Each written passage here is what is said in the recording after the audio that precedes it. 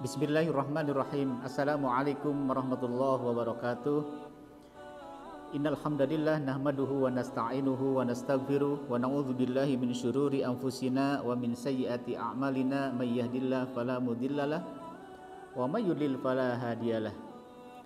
Asyhadu an la ilaha illallah wahdahu la syarikalah wa asyhadu anna Muhammadan abduhu wa rasuluh la nabiyya ba'dah. Allahumma shalli ala Muhammad wa ali Muhammad wa barik wa sallim. Syukur alhamdulillah kita panjatkan puji dan syukur kehadirat Allah Subhanahu wa taala, karena atas berkat dan rahmatnya lah kita semuanya masih diberikan kekuatan untuk tetap istiqomah konsisten di dalam melaksanakan saum di bulan Ramadan kali ini. Jemaah sekalian yang dimuliakan oleh Allah Subhanahu wa taala, kalau kita melihat kaum muslimin dan bulan Ramadan, ya, maka ada 3 hal yang menjadi bahan renungan bagi kita. Yang pertama adalah kelompok yang merasa berat dengan datangnya bulan Ramadan, ya. Jadi kelompok pertama ini merasa berat dengan datangnya bulan Ramadan karena mungkin ada faktor-faktor yang lain, karena tidak terbiasa saum di bulan Ramadan atau yang lainnya. Kelompok yang kedua adalah kelompok yang biasa-biasa saja, ya, menyambut bulan Ramadan, sehingga karena biasa menyambut bulan Ramadan ini, maka aktivitas ibadahnya pun adalah biasa-biasa saja. Sholatnya biasa, baca Qur'annya biasa, karena memang ada sugestinya, karena terbiasa, karena hal biasa bahwa dia berpikir ini Ramadan setiap setahun sekali, itu sudah biasa ada, dan itu sudah hal yang biasa dilakukan, sehingga dia berpikirnya ya biasa-biasa saja. Kemudian yang ketiga adalah kelompok yang sangat bergembira, ya, kelompok yang bergembira ketika datang bulan Ramadan, sehingga dengan bergembiranya dia menyambut dengan sebaik-baiknya. Rasulullah dan para sahabat, ya, perilaku atau amalan atau yang sering dilakukan oleh Rasulullah dan para sahabat 6 bulan setelah meninggalkan bulan Ramadan, mereka Rasulullah dan sahabat ini mengevaluasi amalan-amalan yang dilakukan selama di bulan Ramadan. Itu 6 bulan pertama setelah meninggalkan bulan Ramadan.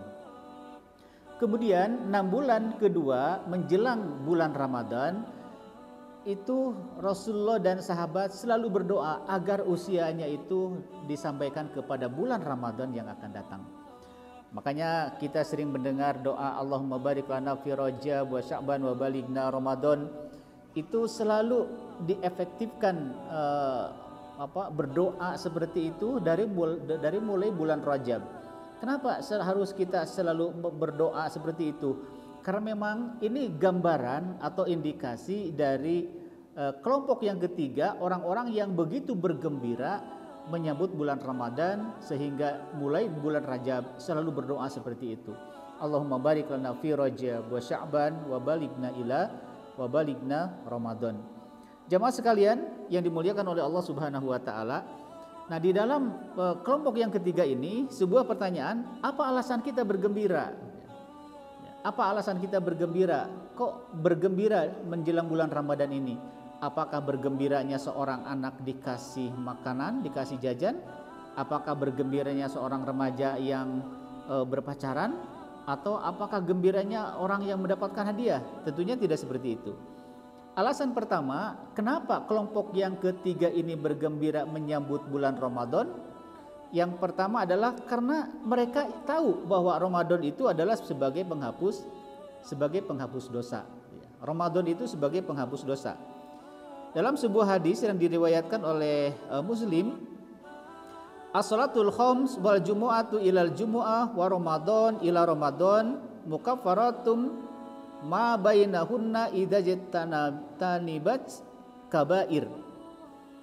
Salat 5 waktu, salat Jumat sampai kepada salat Jumat berikutnya, puasa Ramadan ke puasa Ramadan berikutnya adalah sebagai penghapus dosa apabila perbuatan dosa besar ditinggalkan. Jamaah sekalian, yang dimaksud dengan sholat 5 waktu, dari sholat 5 waktu dari zuhur ke asar, kemudian kita antara zuhur dan asar itu tidak melakukan kemaksiatan, itu akan dihapuskan dosa-dosanya. Kemudian dari Jumat ke Jumat selanjutnya, diantaranya itu ketika tidak melakukan kemaksiatan, maka dosanya akan dihapuskan pula. Dari bulan Ramadan kepada bulan Ramadan yang akan datang, maka dosa-dosanya pun akan dihapuskan pula selama tidak melakukan kejahatan-kejahatan. Dan syaratnya di sini adalah sebagai penghapus dosa apabila perbuatan dosa besar ditinggalkan. Jika perbuatan dosa itu ditinggalkan, salah satu perbuatan dosa itu adalah syirik.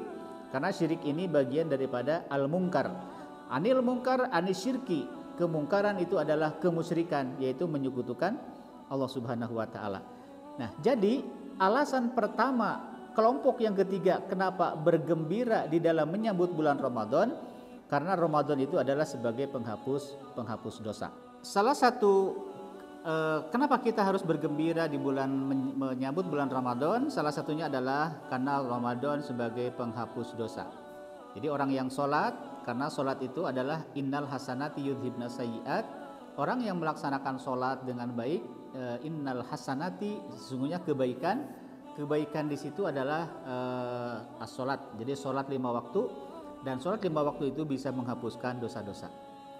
Kemudian alasan kedua kenapa kita harus bergembira menyambut bulan Ramadan ini, karena Ramadan ini adalah sebagai musim kebaikan. Jadi ini sebuah momen yang tepat bagi kita. Sebesar apapun kita melakukan kebaikan di bulan Ramadan ini, maka itulah bagi kelompok kaum muslimin yang ketiga sangat bergembira karena memang mereka memahami bahwa Ramadan itu adalah sebagai musim kebaikan. Banyak melakukan kebaikan-kebaikan karena setiap kebaikan itu bisa menghapuskan dosa-dosa. Yang ketiga, Ramadan itu adalah sebagai bulan ukhuwah. Kita bisa melihat secara umum orang-orang yang memasuki bulan Ramadan atau ketika orang yang saum, dia merasakan kekuatan ukhuwah yang luar biasa. Dari mulai santap sahur bersama keluarga, itu kan membangun ukhuwah. Kemudian iftar jama'i, sholat taraweh jama'i, kemudian tadarus berjamaah dengan keluarga, dengan tetangga, bahkan kultum, taraweh dan seterusnya, itu bagian daripada contoh-contoh ukhuwah. Oleh karena itu, kaum muslimin yang kelompok yang ketiga ini, mereka bergembira karena mereka memahami bahwa Ramadan itu adalah sebagai bulan ukhuwah. Kemudian yang terakhir, kenapa kaum muslimin, orang-orang yang saum di bulan Ramadan, kelompok yang ketiga ini bergembira? Karena ternyata di bulan Ramadan ini adalah dia akan menemukan yang dinamakan malam Lailatul Qadar. Lailatul Qadar khairum min alfisyahr. Malam kemuliaan itu lebih baik dari 1000 bulan.